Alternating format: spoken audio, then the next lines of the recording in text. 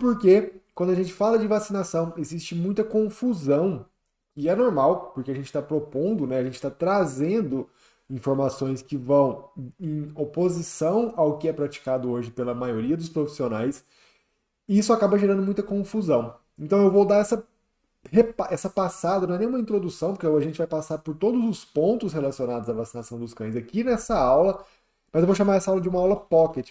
Para seguir o que a gente propõe aqui dentro da assinatura, ela vai durar aí seus 20, 30 minutinhos, e depois você vai poder aprofundar ainda mais esse conhecimento quando você tiver disponibilidade, uma aula mais completa, onde eu trago mais referências, onde eu trago mais informação, uma sustentação maior às informações que você vai ter acesso aqui, e algumas informações extras, claro, na aula mais completa. Além disso, uma coisa que precisa ficar muito claro quando a gente toca nesse assunto de vacinação é que a gente precisa ter muita responsabilidade quando a gente vai aplicar o que foi ensinado aqui, porque é importante que fique muito claro que o objetivo não é não vacinarmos os nossos cães. O objetivo não é sermos contra a vacinação. O objetivo não é a gente abolir a vacinação das vidas deles. Muito pelo contrário. É a gente pegar uma coisa que é muito boa, que é a vacina, e utilizá-la de uma forma inteligente.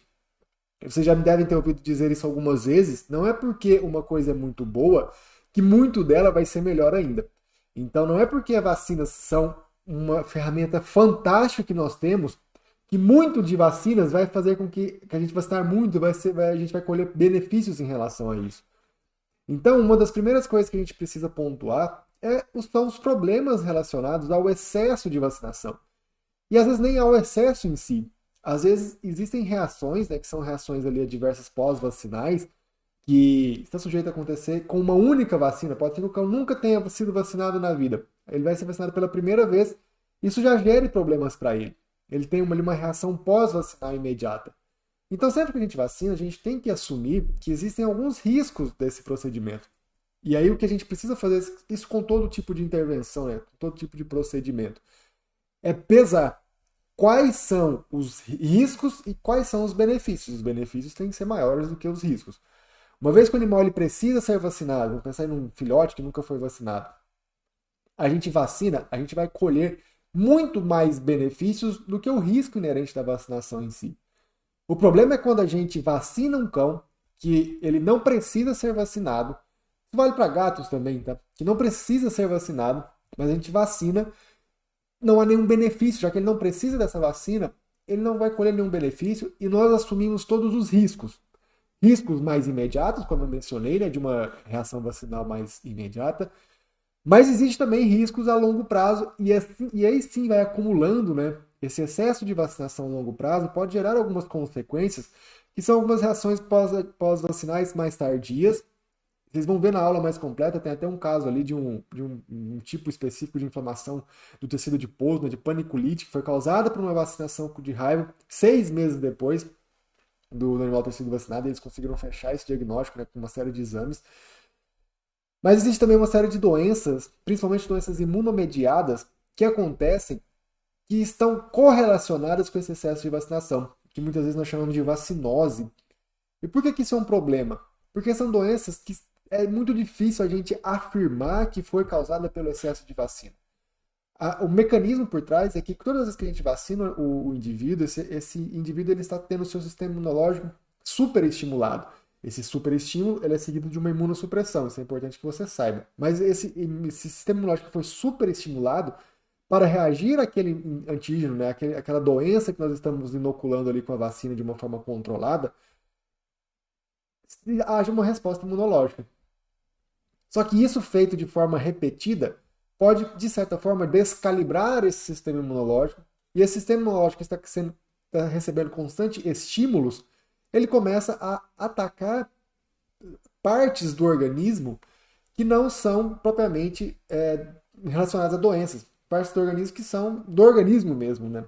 Então nós temos uma série de doenças imunomediadas que estão sim relacionadas a isso. A gente tem desde reações locais, né, que às vezes surgem ali alguns tumores, surgem ali algumas formações neoplásicas, surgem ali alguns carócitos, né, alguns processos inflamatórios, verrugas, alergias, problemas digestivos, doenças cardiovasculares, cânceres, epilepsia, problemas mentais, problemas emocionais, doenças articulares.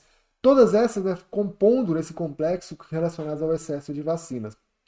E tantas outras, como eu disse, são correlacionadas, porque é muito difícil a gente afirmar que aquela doença foi causada porque o cão foi vacinado em excesso. E há diversos relatos clínicos, né, de cães que vinham bem e foram vacinados e desenvolveram doenças relacionadas à imunidade após aquela dose de vacina. Então é uma coisa que a gente não pode descartar totalmente. E mais uma vez, se não há a necessidade do cão ser vacinado, por que a gente vai vacinar? Por que a gente vai assumir todos esses riscos inerentes ao processo de vacinação? Quando a gente pensa em uma vacinação inteligente, é importante que a gente assuma, né, os conceitos que são preconizados ali pela própria VASAVA, né, VASAVA, depende de quem fala, né, WSAVA, Organização Mundial de Veterinários de Pequenos Animais. Esse documento que eles publicaram, a primeira versão, se eu não me engano, em 2015, 2016, é um documento já bem antigo, não tem nada de muito novo nisso. Ele foi embasado em estudos que vêm decorrendo desde os anos 70 sobre vacinação em cães e gatos, mais especificamente vacinas de cães, que é o nosso tema principal aqui agora. Esse documento ele traz para a gente informações que são muito importantes quando a gente pensa em reduzir a quantidade de vacinas que os nossos cães vão receber.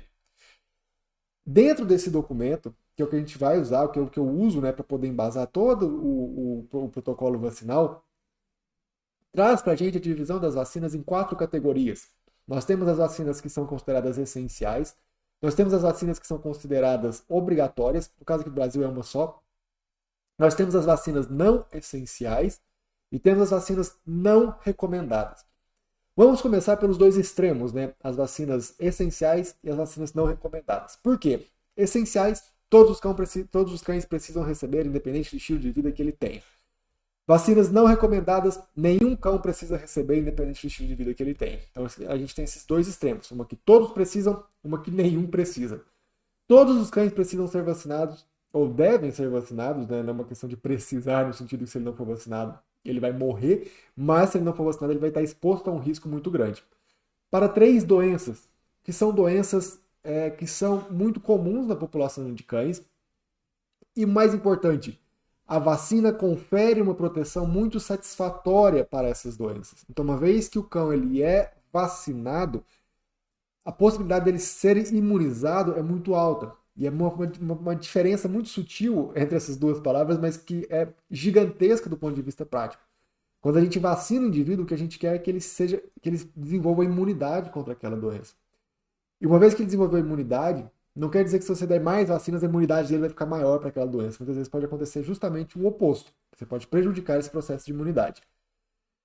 Então, essas vacinas essenciais, nós temos 3 doenças aqui: a sinomose, a parvovirose e a hepatite infecciosa.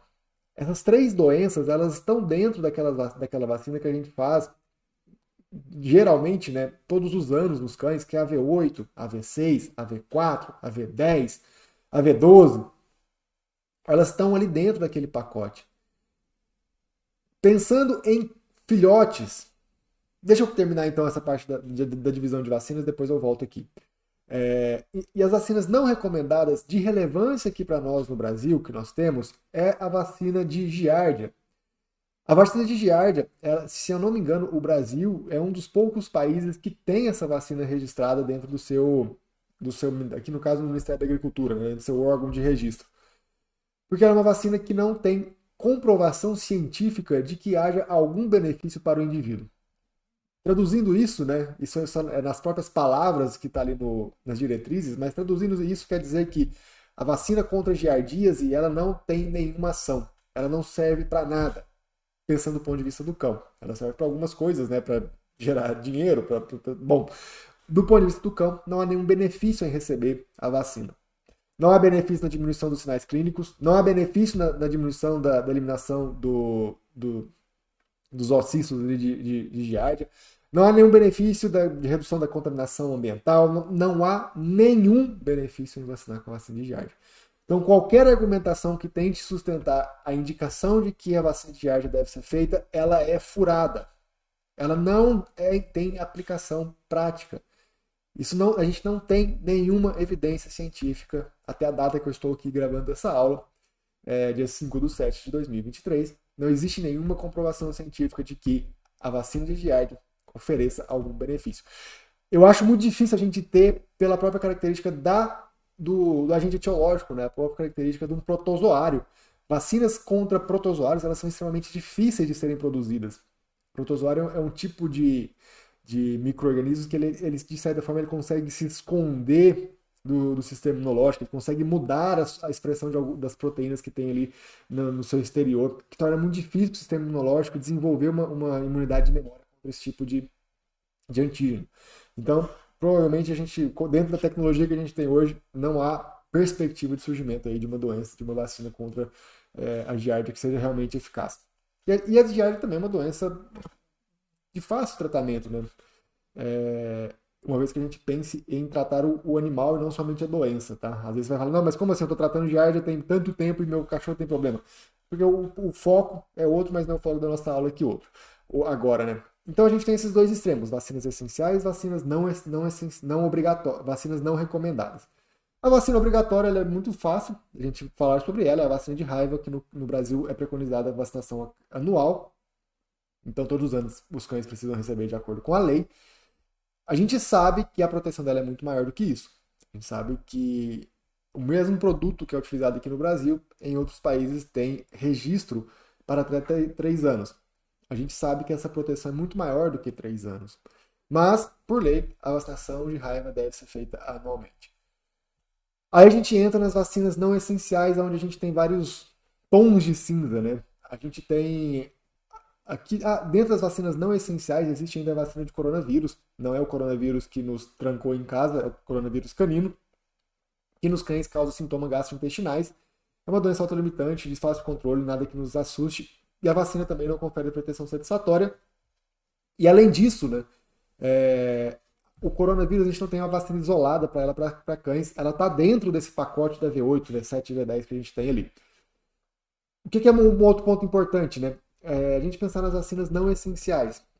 Aqui a gente tem algumas recomendações de acordo com o estilo de vida do cão. Eu vou passar algumas para você e aí você vai adequando onde que seu cão se encaixa aqui dentro.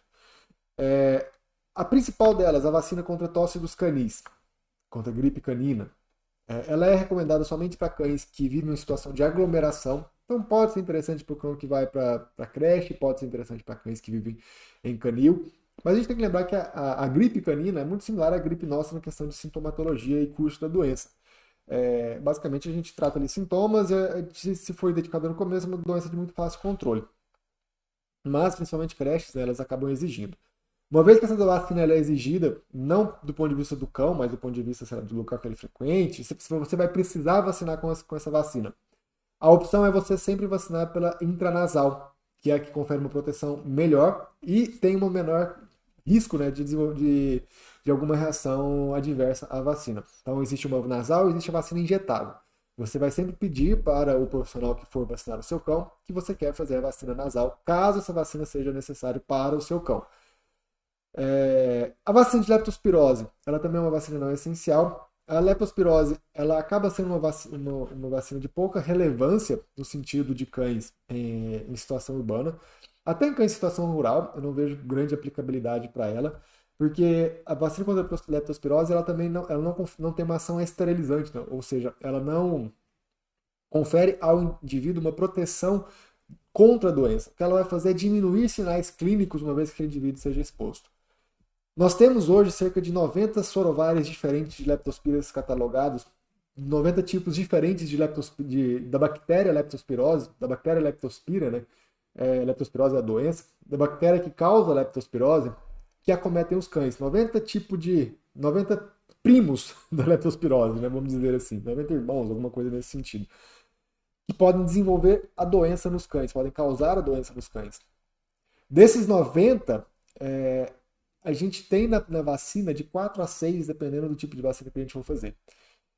E a leptospirose tem uma característica, ela tem uma regionalidade muito, muito grande. Então, a leptospirose que às vezes tem aqui na minha região, às vezes até aqui na minha cidade, ela é diferente do vizinho, do outro, do outro, do outro, do outro. Então, às vezes, esses 4 ou 5 que a gente está fazendo nem é prevalente na região que você está. Algumas delas nem são prevalentes aqui no Brasil. Então a gente tem que avaliar muito até que ponto vale a pena se preocupar com a leptospirose, uma vez que a gente tem todos esses pontos que fazem com que a gente que a vacina não seja tão eficaz assim. E além disso, né, se a gente for pensar no protocolo profilático para o controle da leptospirose, a gente precisaria vacinar com uma frequência muito maior do que uma mera vacina a cada 12 meses, como é feito ali junto com a V8, V10, que às vezes é uma argumentação que é muito utilizada, né, por alguns colegas. Você não vai, a gente vai fazer a titulação vacinal contra esses outros, contra a sinomose parvo hepatite infecciosa, mas a leptospirose, mas e a gripe dos canis? Então aqui você está entendendo que ela não é uma vacina essencial. Um parênteses, né? As pessoas geralmente ficam com muitas dúvidas em relação à vacina contra o verme do coração. Não existe vacina contra o verme do coração. O que existe é um medicamento de longa ação. Então, o que é vendido como vacina, ele não é uma vacina, ele é um antiparasitário, é um vermífugo de longa ação que é aplicado no seu cão. Fecha o parênteses. Vamos para a recomendação dos filhotes agora. Para filhotes é recomendado que você faça de 3 a 4 doses, terminando a última dose com no mínimo 16 semanas. Isso porque os filhotes eles nascem com uma carga de anticorpos maternos e isso vai diminuindo ao longo do passar das semanas. E esses anticorpos maternos que ele recebe, que é muito bom porque protege ele inicialmente de várias doenças, eles atrapalham a resposta vacinal. Então, a gente vai fazendo doses de vacina conforme os anticorpos vão caindo. A gente vem fazendo doses de vacinas que, apesar de serem menos eficazes, eles vão começando a criar seus anticorpos próprios para a hora que eles chegarem ali nas 16 semanas, que eles vão ter uma resposta vacinal satisfatória, a gente não tem um período descoberto de proteção. Então, menos que a proteção seja menor, a gente já vem protegendo eles antes desse período de 16 semanas. Vacinar antes diminui consideravelmente a resposta vacinal. Então, se o seu cachorro, o seu filhote, ele fez a vacina, sei lá, às vezes é bem comum terminar, né, com 3 meses, com 12 semanas, você precisa fazer mais uma dose para que ele de fato tenha uma proteção satisfatória, para que ele seja imunizado. O nosso foco é imunizar esse animal, não é vaciná-lo, é imunizá-lo. Se ele vai receber 4 ou 3 vacinas, doses, vai depender do histórico da mãe. Se a mãe é vacinada, se você conhece, se a mãe é saudável, você pode esperar e começar a vacinação com 8 semanas. Aí você faz com 8, com 12, com 16. Vai dar aí aproximadamente com 2, com 3 e com 4 meses. Se você não tem o histórico da mãe, se a mãe não é vacinada, se você não sabe, aí a gente antecipa um pouco mais essa vacinação. A gente faz ali em torno de 6 semanas com a PUP, então vai dar com 6, com 10, com 14 e com 16, 18 semanas você faz mais uma dose. Então é mais ou menos esse o protocolo que a gente vai seguir, lógico que pode ter uma variação. O intervalo entre as vacinas, idealmente de 3 a 4 semanas. E o importante é para filhotes receber a vacina de raiva também. A vacina de raiva, pela bula, né, ela pode ser feita a partir dos 3 meses, mas se você puder esperar o quarto mês, pela mesma história da questão da proteção materna, né, dos anticorpos maternos, o ideal é que você faça a vacina de raiva após os 4 meses e evitar sempre de fazer mais de uma vacina no mesmo dia. Isso para você melhorar a resposta vacinal, isso também para você diminuir o risco de reação adversa pós-vacinal e também, se por acaso acontecer uma reação vacinal, você sabe qual foi a vacina que foi feita. Então a gente precisa ter esse cuidado também, né? Às vezes é muito comum, né, fazer 3, 4, 5, assim, o filhote chega, vamos fazer todas as vacinas possíveis, vamos vender o máximo de vacina possível para esse filhote aqui. Não, você vai falar, não, eu quero fazer uma vacina hoje, dê espaço pelo menos umas 2, 3 semanas, você traz e faz a próxima, faz a próxima, faz a outra, faz a outra, faz a outra.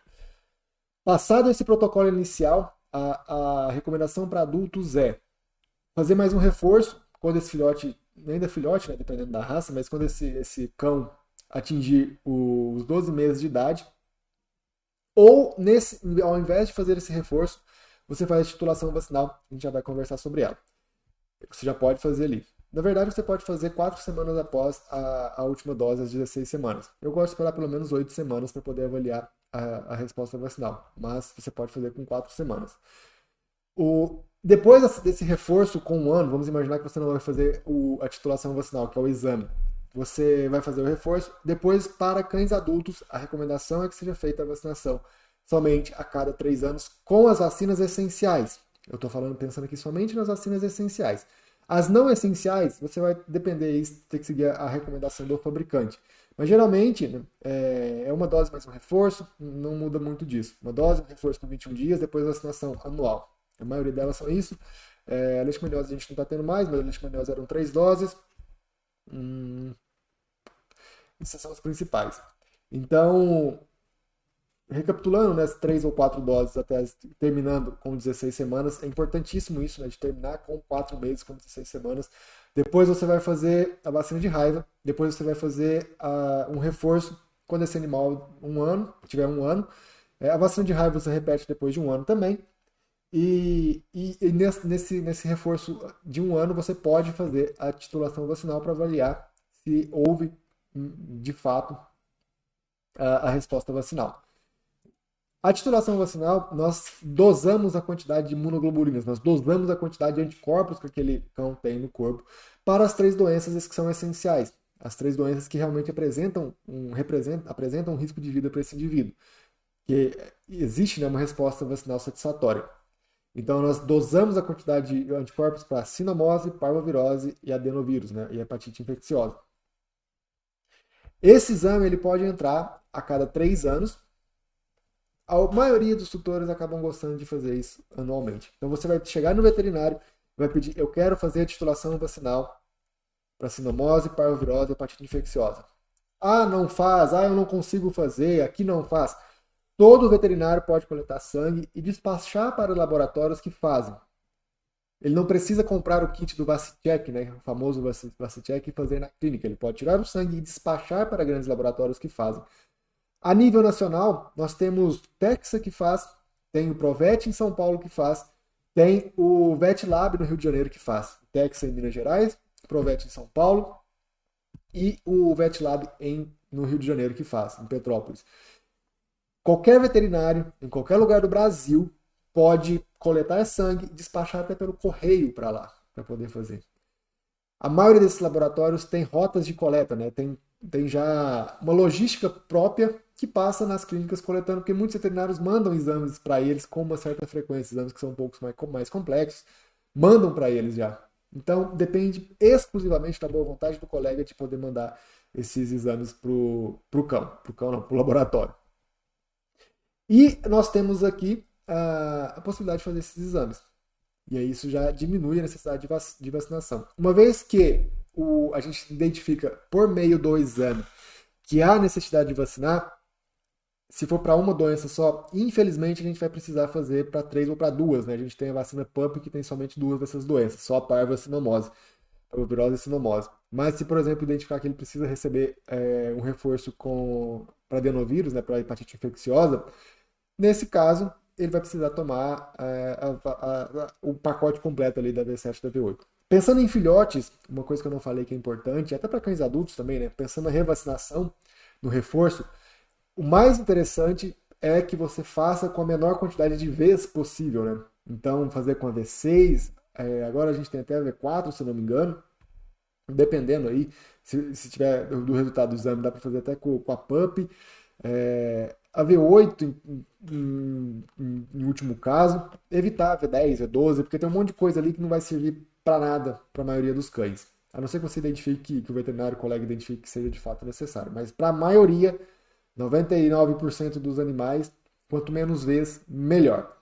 Esse então foi um resumo, vamos dizer assim, né? uma aula expressa sobre vacinas. Como eu disse, a gente vai ter uma aula mais profunda aqui que eu vou deixar disponível para vocês poderem assistir, onde eu trago mais informações, explico com mais detalhes as questões das reações vacinais, o próprio protocolo vacinal em si. Mas com essa aula que você assistiu agora, você já tem aí um resumo e uma informação bem sedimentada em relação às vacinações. Importante lembrar e deixar frisado para a gente fechar essa aula. Não é não vacinar, é vacinar com inteligência. Esse é o ponto central que às vezes deixa as pessoas meio perdidas, né? Não existe essa recomendação. Uma outra coisa muito importante para a gente fechar agora de verdade é que essas recomendações elas são válidas para o Brasil. A gente não está pegando coisas que foram inventadas lá em outro país e trazendo para cá. Não, são recomendações para a realidade brasileira. São recomendações para nós aqui. Então, outra argumentação contrária que é muito comum é de que não existe, né, é que essa recomendação é de fora, que o Brasil é outra realidade, não. É recomendação para os cães brasileiros. Obrigado, vamos lá para a nossa próxima aula. Beijo grande, espero que você esteja craque aí em vacinação.